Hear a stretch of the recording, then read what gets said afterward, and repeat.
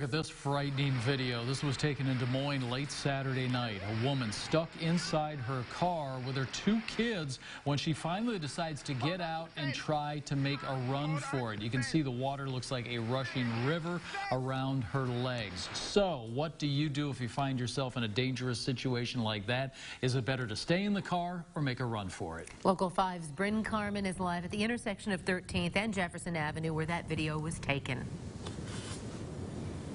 It's hard to believe this is the same street where that video was taken 48 hours later, and this place is looking dramatically different. Now, the woman who took that video says the water was several feet deep and she had no choice. She had to grab her kids and try and escape. But is that the right decision? The West Des Moines Fire Marshal talks about if it's safer to stay in your vehicle or make a run for higher ground.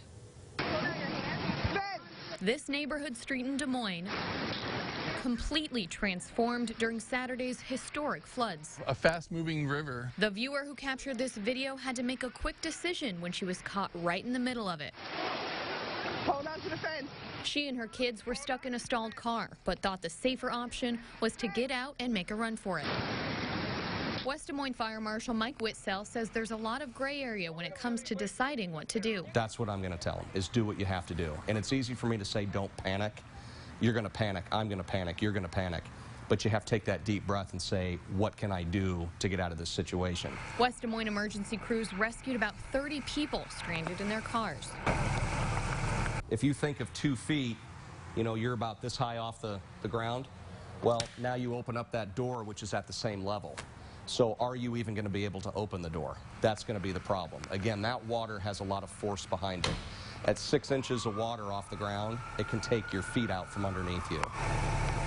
A different neighbor on the same street also got video of the impressive downpour.